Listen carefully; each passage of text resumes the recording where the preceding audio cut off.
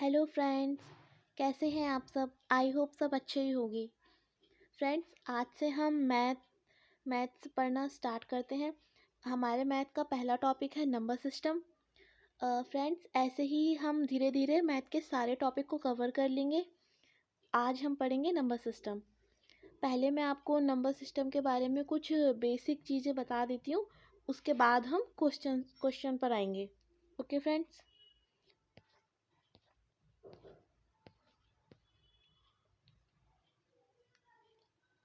यह है संख्याएं। हम पहले पढ़ेंगे संख्याओं के प्रकार। संख्याएं कितने प्रकार की होती हैं। तो सबसे पहले है हमारी प्राकृतिक संख्याएं।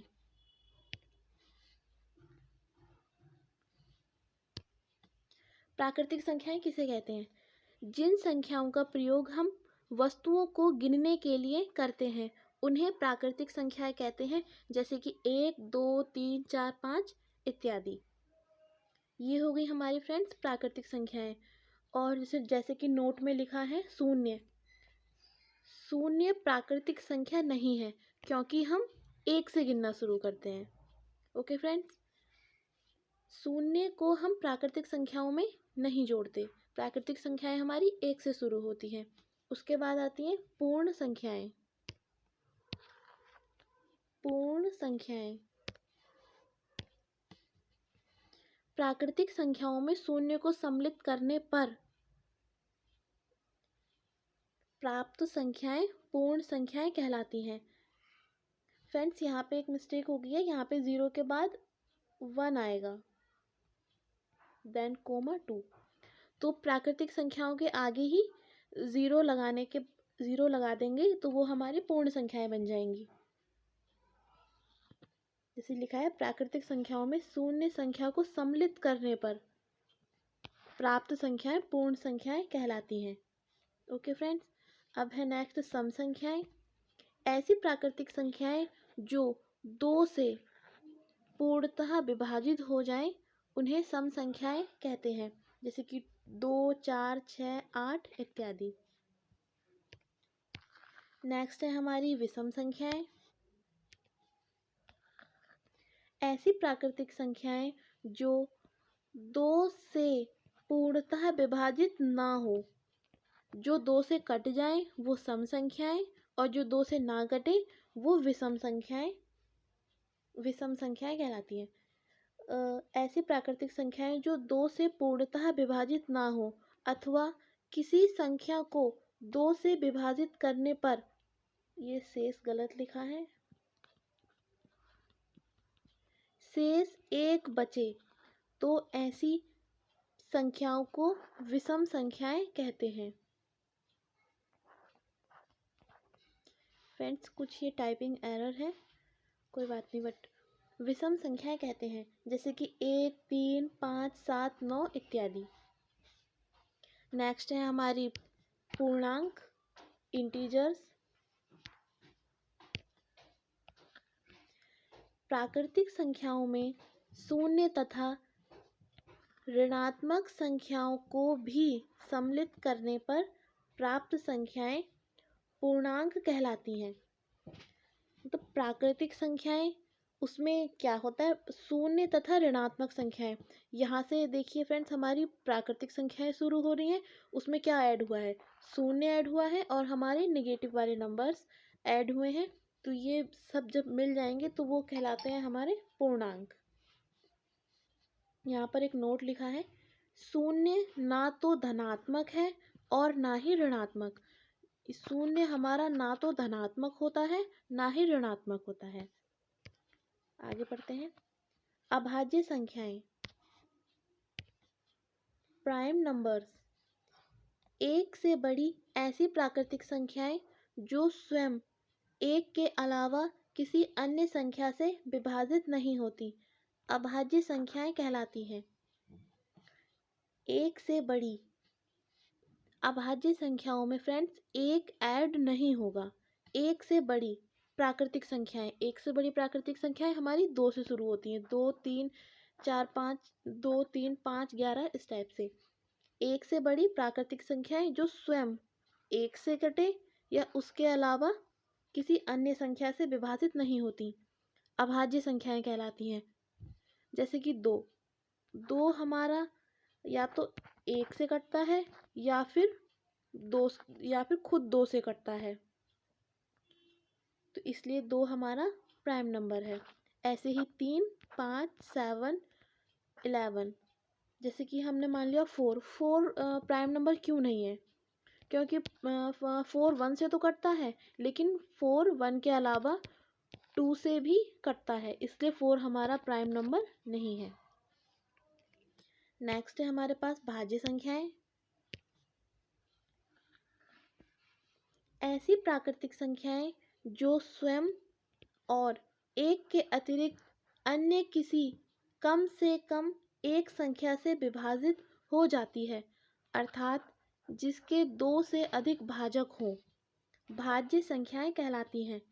जैसे कि फ्रेंड्स अभी हमने पीछे किया था 4, 4 1 से भी कटता है और 2 से भी कटता है। जैसे बोल रहे हैं ना यहाँ पे, स्वयं और एक के अतिरिक्त अन्य किसी संख्या से, तो 1 से भी कट गया, 2 से भी कट गया, तो वो हमारा भाज्य हो गया, भाज्य संख्या है। 2, 6, 8 इसी तरह से आगे भी, ये हमारी भाज्य संख्याएं हो गई। नेक्स्ट है हमारे फॉर्मूला। नंबर सिस्टम करने से पहले के क्वेश्चंस करने से पहले मैं आपको ये फॉर्मूले बता देती हूँ। प्रथम n प्राकृतिक संख्याओं का योगफल होता है n, n+1 अपॉन 2। ऐसे ही n प्राकृतिक सम संख्याओं का, फ्रेंड्स यहाँ पे ये सम, ये है मेन चीज, सम संख्याओं का योगफल n, n+1। यहाँ से ये बस 2 रिमूव हो जाता है, फॉर्मूला सेम ही है। प्रथम n विषम प्राकृतिक संख्याओं का योगफल n²। प्रथम n प्राकृतिक संख्याओं के वर्गों का योगफल n, n+1 into 2n+1 upon 6। प्रथम n प्राकृतिक संख्याओं के घनों का योगफल n, n+1 अपॉन 2 और इस पूरे का होल स्क्वायर। ये थे फ्रेंड्स हमारे फॉर्मूला और कुछ बेसिक चीज़ें। अब हम आते हैं क्वेश्चन पर। ये रहा हमारा पहला क्वेश्चन। 1 से 50 तक की सभी प्राकृतिक संख्याओं का योगफल ज्ञात कीजिए। अभी फ्रेंड्स आपको प्रथम प्राकृतिक संख्याओं का योगफल का हमने आपको फॉर्मूला बताया था, उसी के बेस पर हम इसका आंसर निकालेंगे।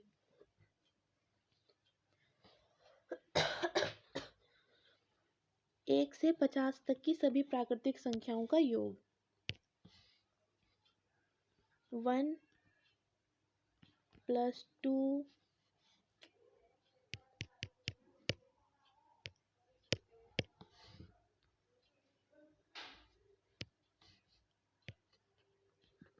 1 + 2 + 3 ऐसे डॉट डॉट डॉट करते करते 50 तक।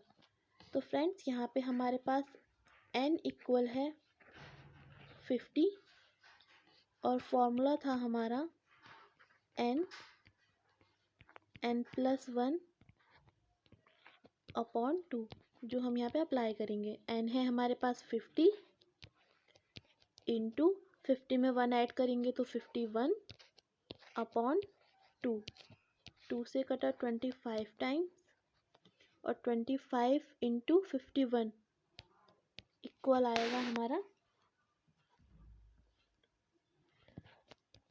1275। ये है हमारा फाइनल आंसर,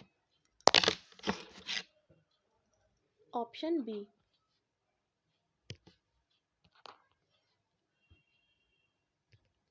फ्रेंड्स करते हैं नेक्स्ट क्वेश्चन।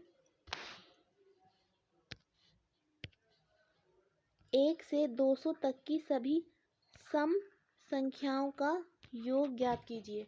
सम संख्या का हमने आपको फॉर्मूला बताया था,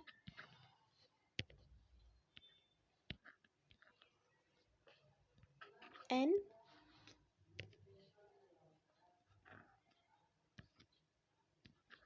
n+1 यहाँ पर हमें n दे रखा है 200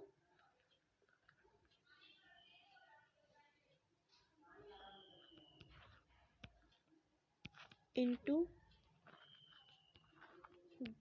201 इक्वल आ जाएगा हमारा 0 0 2 की जब हम इसमें मल्टीप्लाई करेंगे, सॉरी फ्रेंड्स, यहाँ पर हमको n का वैल्यू निकालना पड़ेगा क्योंकि ये 1 से लेकर 1 2 3 डॉट डॉट डॉट डॉट 200 तक दिए और हमें निकालनी है सम संख्याएं। तो 1 से लेकर 200 तक में तो सम भी होती हैं और विषम भी होती हैं, तो यहाँ पर हमको सम संख्याओं का निकालना है। तो यहाँ पे ये हमारा n का वैल्यू नहीं है, n बराबर होगा हमारा 200/2 मतलब कि 100 हमारा n का वैल्यू है, क्योंकि 200 तक की संख्याओं में 100 बार होगा सम संख्या और 100 बार होगा विषम संख्या, इसलिए n बराबर है हमारा 100। अब हम इस फॉर्मूले पे अप्लाई कर सकते हैं। 100 इंटू 101 इंटू करके आएगा 10,100।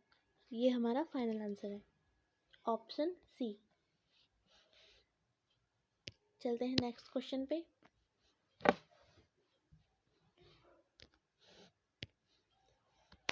एक से 150 तक की सभी विषम संख्याओं का योग ज्ञात कीजिए।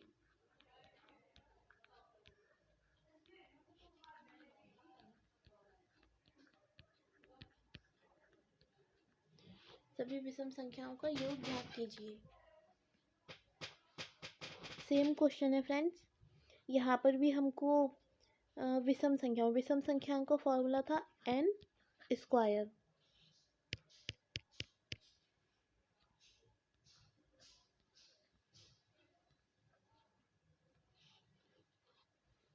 यहाँ पर भी हमको n की वैल्यू निकालनी है क्योंकि 1 से लेके 150 तक में सम भी होती हैं और विषम भी होती हैं, तो सेम वैसे ही निकालेंगे। n बराबर 150/2, तो ये हो गई हमारी 75। तो हम फॉर्मूले में रख देंगे 75 का होल स्क्वायर, जो कि होगा हमारा 5 पंचे 25, 7 अट्ठे 56, 5625, ऑप्शन डी। नेक्स्ट क्वेश्चन, 62 से 89 तक की सभी प्राकृतिक संख्याओं का योग ज्ञात कीजिए। देखिए फ्रेंड्स, यहाँ पर हमें 1 से नहीं बोला है, हमको बोला है 62 से 89। हमको स्टार्टिंग से नहीं बोला, स्टार्टिंग से बोलता तो हमारे लिए इसको करना इजी हो जाता। इसको हम कैसे अटेम्प्ट करेंगे, देखिए फ्रेंड्स, हम संख्याओं को 1 से ही लेंगे। हम 62 से 89 निकालना है, बट हम संख्याओं को 1 से ही लेंगे। 1 + 2 1 + 2 + 3 डॉट डॉट डॉट 89 को हम घटा देंगे 60।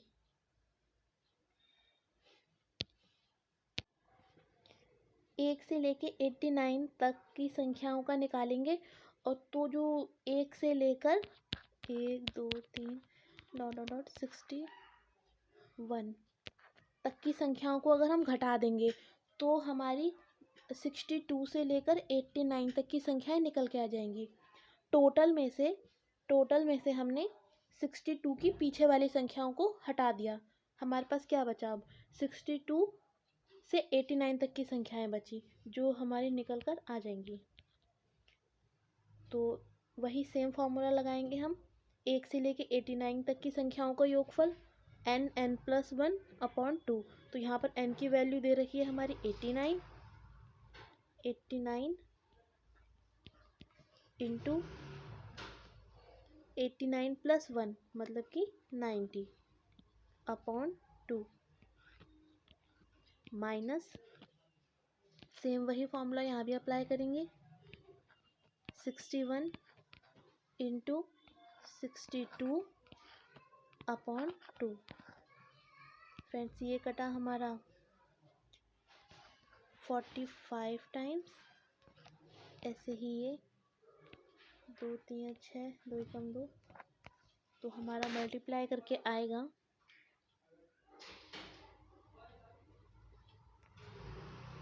4005 माइनस 2114 इक्वल 2114।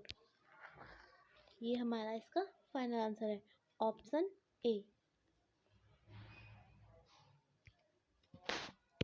चलते हैं नेक्स्ट क्वेश्चन पे। ये बोल रहा है कि 1 square plus 2 square plus 3 square, मतलब यहाँ पे हम पे सिंपल वर्गों का योगफल पूछा है। वर्गों के योगफल का फॉर्मूला आपको लिखाया था मैंने, n plus 1 2n plus 1 upon 6। ये था हमारा वर्गों का फॉर्मूला।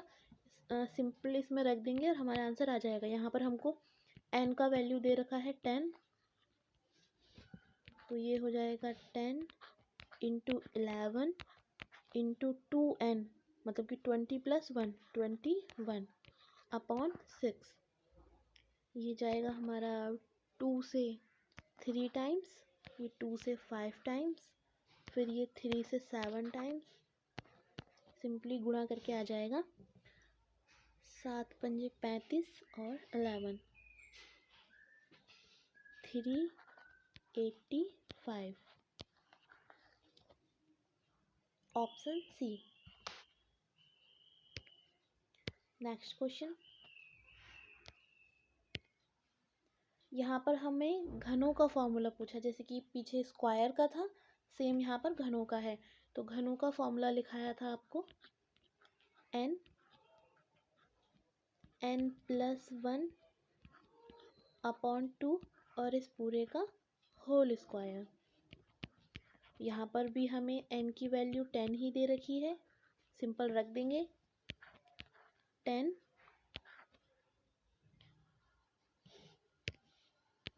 मल्टीप्लाई 10 प्लस 1 11 अपॉन 2 और पूरे का होल स्क्वायर। तो ये हो जाएगा हमारा 10 इंटू 11 110 अपॉन 2 का होल स्क्वायर, ये जाएगा हमारा 55 टाइम्स, और 55 का होल स्क्वायर होता है 3025। ये हमारा आंसर है, ऑप्शन बी। ओके फ्रेंड्स, चलते हैं नेक्स्ट क्वेश्चन पे। नेक्स्ट क्वेश्चन 7, ये थोड़ा डिफ़िकल्ट क्वेश्चन है, बट कोई बात नहीं, हम इसको अटैम्प्ट करेंगे और बहुत ही आसानी से हो जाएगा। जैसे कि हमसे यहाँ पर पूछा है 1 से 1000 तक की संख्याओं को लिखने के लिए कंप्यूटर के कीबोर्ड की कुंजियों को कितनी बार दबाना होगा। सॉरी फ्रेंड्स, यहाँ पे गलत लिखा है, यहाँ पे होगा दबाना होगा। मतलब कि जो कंप्यूटर के कीबोर्ड की की होती है उसको हमें कितनी टाइम्स दबाना होगा 1 से 1000 तक की संख्याओं को लिखने के लिए। क्वेश्चन की लैंग्वेज थोड़ा डिफिकल्ट है, बट कोई बात नहीं, हम समझने की कोशिश करते हैं। ये बोलना चाह रहा है 1 से 1000 तक की संख्याओं को लिखने के लिए कंप्यूटर की कीबोर्ड की कुंजियों को कितने टाइम्स दबाना होगा। जैसे कि हमको 1 लिखना है, तो 1 लिखने के लिए हम कीबोर्ड के बटन को एक ही बार दबाएंगे ना, तो 1 लिख जाएगा। हमको 10 लिखना है, 10 लिखने के लिए क्या करेंगे, हमें 2 बार दबाना होगा। एक बार हमें 1 दबाना होगा, एक बार हमें 0 वाला की दबाना होगा, तो टोटल 2 टाइम्स हो गया। ऐसे ही हमें 100 को लिखने के लिए 3 बार की को दबाना होगा, एक बार 1 वाली की को और 2 बार 0 वाली की को, टोटल 3 टाइम्स हो गया। इसी तरह से हमसे पूछ रहे हैं कि 1 से लेकर 1000 तक की संख्याओं को लिखने के लिए कंप्यूटर की कीबोर्ड की की को कितनी बार दबाना होगा। तो फ्रेंड्स करते हैं सॉल्व। 1000, 1 से लेके 1000। तो सबसे पहले हम ऐसे ऐसे नंबर को लेंगे जिसको सिर्फ हमें एक बार दबाने पर हमारा नंबर लिख जाए। तो वो होती है हमारी संख्याएं 1 से लेकर 9 तक। आप बताइए, खुद ही बताइए फ्रेंड्स, 1 से लेकर 9 तक कोई भी ऐसी संख्या है जिसे हमें 2 बार लिखना पड़े? नहीं है ना। एक को भी हमें एक बार दबाएंगे की को 1 लिख जाएगा, 2 वाली की को हम एक बार दबाएंगे 2 लिख जाएगा। इसी तरह से 1 से लेकर 9 तक की संख्याओं को सिर्फ एक बार दबाने में ये संख्याएं लिख जाती हैं। ऐसी हमारे पास कितनी संख्याएं हो गई? 9 हो गई, जिनको सिर्फ एक बार प्रेस करने पर वो लिख जाती है। तो कितनी हो गई? 9 एकम 9। ओके, अब आते हैं हम दो मतलब ऐसी संख्याएं कितनी हैं जिन्हें 2 बार प्रेस करने पर लिखा जाता है।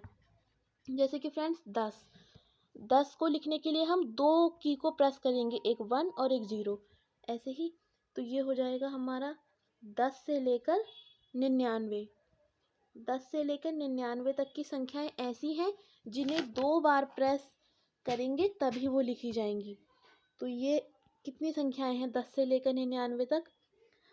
ये संख्याएं हो जाएंगी हमारी 90।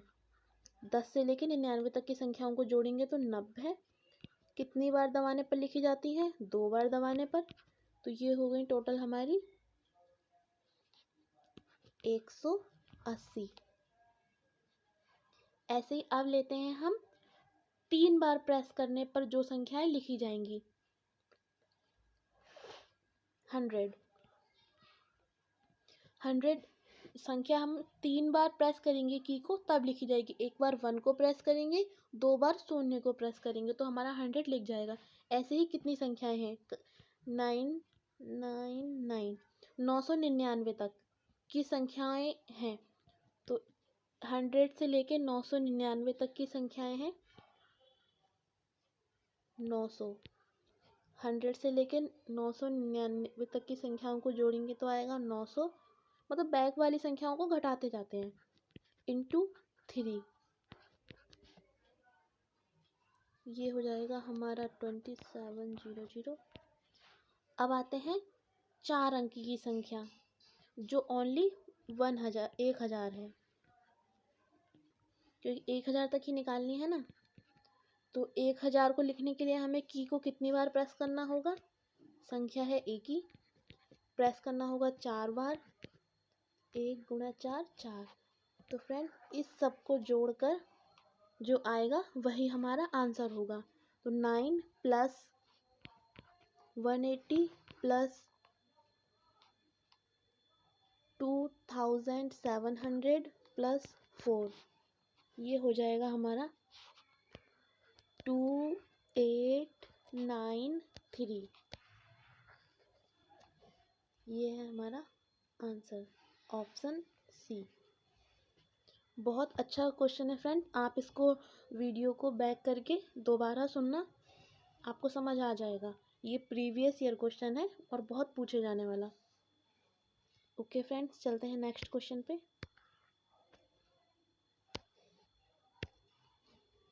क्वेश्चन नंबर 8, 20 अभाज्य संख्याओं का गुणनफल। 20 अभाज्य संख्याओं का गुणनफल क्या होता है? अभाज्य संख्याएं फ्रेंड्स मैंने आपको बताई थी, अभाज्य संख्याएं वही होती हैं जो या तो खुद से कटती हैं या एक से कटती हैं। तो जैसे कि यहाँ पर हम लेते हैं, मान लीजिए 2 हमारी एक से कट रही है या खुद से कट रही है। ओके, तो जैसे कि हम संख्या लेते हैं 2 इंटू, गुणनफल पूछा है ना, 3। दूसरी हमने अभाज्य संख्या ले ली 3, तो इसका मल्टीपल गुणा करके क्या आएगा? 6, मतलब कि एक सम संख्या। ऐसे ही अगर हम अभाज्य संख्या लेते हैं 3 को और दूसरी अभाज्य संख्या लेते हैं 5, तो यहाँ पे क्या आ रहा है? 15, मतलब सम भी है, विषम भी है, मतलब इसका कोई मतलब एग्जैक्ट नहीं बोल सकते इसके बारे में। सम भी हो सकता है, विषम भी हो सकता है, कोई भी संख्या हो सकती है, इसलिए इसका आंसर होगा कुछ कह नहीं सकते, ऑप्शन डी। नेक्स्ट क्वेश्चन, यदि विषम संख्या को समवार गुणा करें तो परिणाम क्या होगा? विषम संख्या करके देख लेते हैं फ्रेंड। विषम संख्या है 3 और समवार गुणा करें जैसे कि 2, तो क्या आएगा? एक सम संख्या आई 6 एक सम संख्या होती है। सॉरी फ्रेंड्स, यहाँ क्वेश्चन की लैंग्वेज थोड़ा अलग है। ये बोलना चाह रहा है कि विषम संख्या को सम बार, सम मतलब 2 बार या 4 बार या 6 बार अगर करते हैं तब, तो विषम संख्या हमने ले ली 3। सम बार गुणा करने पर या 2 बार करो या 4 बार करो या 6 बार करो, हम 2 बार करके देख लेते हैं, मतलब कि 3 इंटू 3 आया कितना? 9। 4 बार करके देख लेते हैं, 3 इंटू 3 इंटू 3 इंटू 3 81।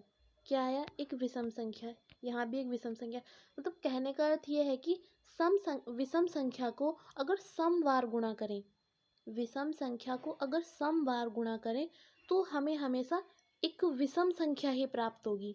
तो इसका आंसर है ऑप्शन बी।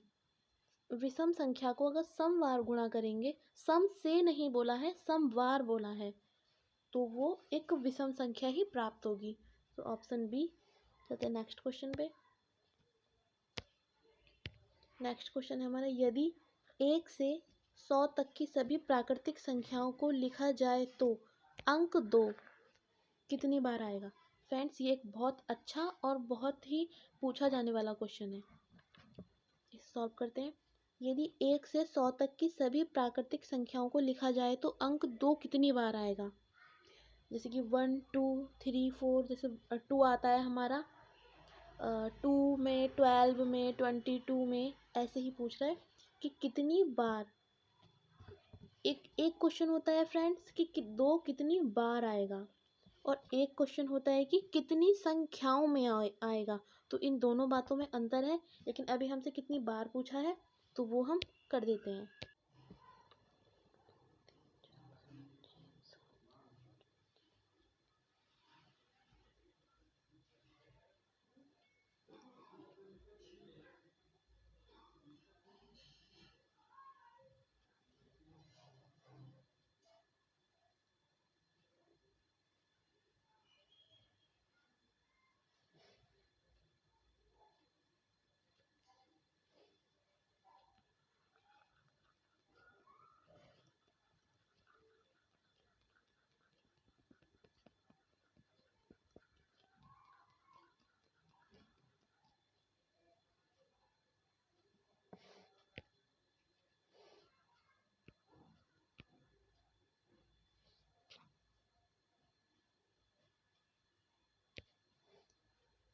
और हो जाएगा हमारा 21 22 हम लिख चुके हैं, 23 24 25 26 27 28 29।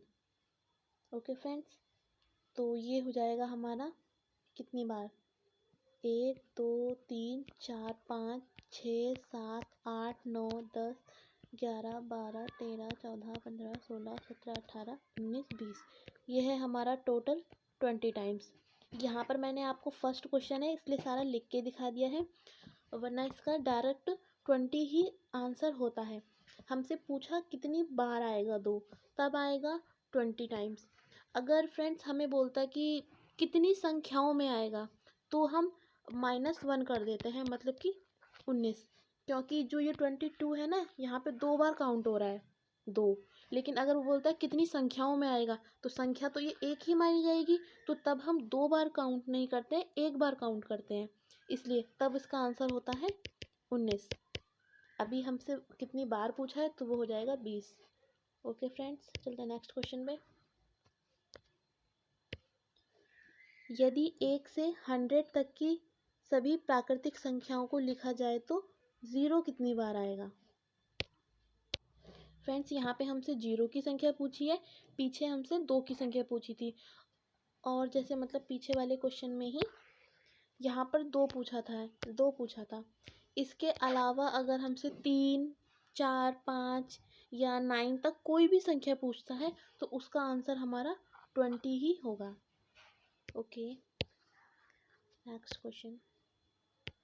तो यहाँ पे हमसे 0 की संख्या पूछी है तो हम एक बार लिख के देख लेते हैं। पहला 0 हमारा 10 में आता है, 20, 30, 40, 50, 60, 70, 80, 90 और 100। तो गिन लेते हैं, 1, 2, 3, 4, 5, 6, 7, 8, 9, 10, 11, 11 टाइम्स। ये इसका आंसर है। 0 की संख्या तो फ्रेंड्स 11 ही होती है, क्योंकि बीच में तो कहीं 0 आता नहीं है 1 से लेके 100 तक। ओके, चलते हैं नेक्स्ट क्वेश्चन पे। यदि 1 से 100 तक की सभी प्राकृतिक संख्याओं को लिखा जाए तो 8 कितनी बार आएगा? फ्रेंड्स अभी मैंने आपको बताया, जैसे कि वहाँ पे 2 पूछा था, वैसे ही अगर 8 पूछता है तो वो भी हमारा 1 मिनट फ्रेंड्स, सॉरी फ्रेंड्स, मैंने वार पढ़ दिया। यहाँ पे पूछा है कितनी संख्याओं में आएगा। मैंने अभी पीछे आपको समझाया था कि अगर कितनी बार बोलता है तब तो हमारा आंसर 20 होता, लेकिन बोला कितनी संख्याओं में आएगा, तो मैंने क्या बताया था आपको, क्या करना है, 20 - 1, क्योंकि जो हमारी 1 से लेके 100 की संख्याओं में जो 88 आएगा उसको हम 2 बार काउंट नहीं करेंगे, उसको सिर्फ हम 1 बार काउंट करेंगे, इसलिए हमारा इसका आंसर होगा 19। 88 को हम एक ही बार काउंट करेंगे, क्योंकि हमसे पूछा है कितनी संख्याओं में आएगा, कितनी बार 8 आएगा ये हमसे नहीं पूछा है, कितनी संख्याओं में पूछा है, तो 19 संख्याओं में 8 आएगा, ऑप्शन बी।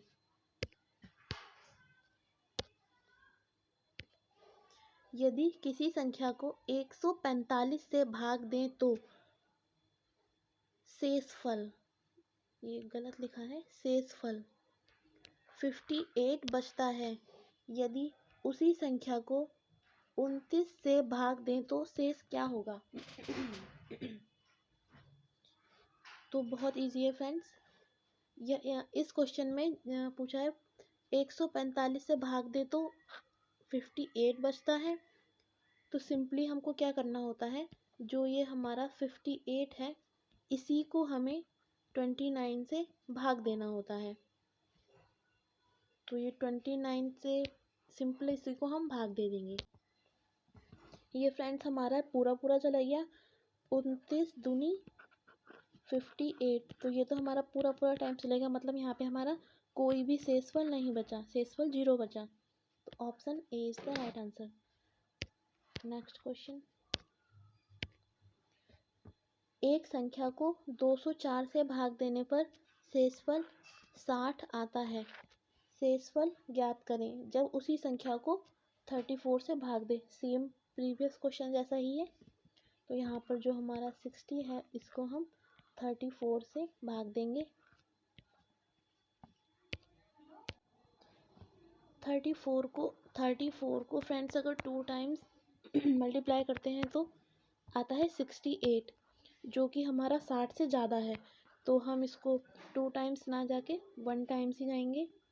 34, तो यहाँ पे हमारा शेषफल क्या बचेगा, 6 और 2, 26, ये हमारा शेषफल है, यही आंसर है, option C. Next question. P 3 से बड़ी एक अभाज्य संख्या है, जो P है ये 3 से बड़ी एक अभाज्य संख्या है, तो P² को 24 से भाग देने पर शेषफल क्या होना चाहिए? P 3 से बड़ी एक अभाज्य संख्या है। अभाज्य संख्या फ्रेंड्स अभी बताया था आपको क्या होती है, जो 1 से मल्टीप्लाई हो, या सॉरी जो 1 से भाग जाए या खुद से भाग जाए, वही हमारी अभाज्य संख्या होती है। तो मान लेते हैं हम p बराबर मान लेते हैं कोई भी एक अभाज्य संख्या।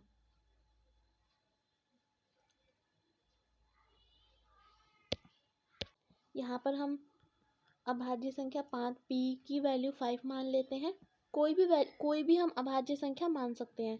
मैंने यहाँ पे 5 ले लिया, तो p स्क्वायर हो जाएगा 25। 25 को अगर हम 24 से भाग देने पर शेषफल क्या बचेगा? 1 टाइम्स जाएगा 1। आप कोई भी संख्या लेंगे, आंसर हमारा 1 ही आएगा। Thank you friends.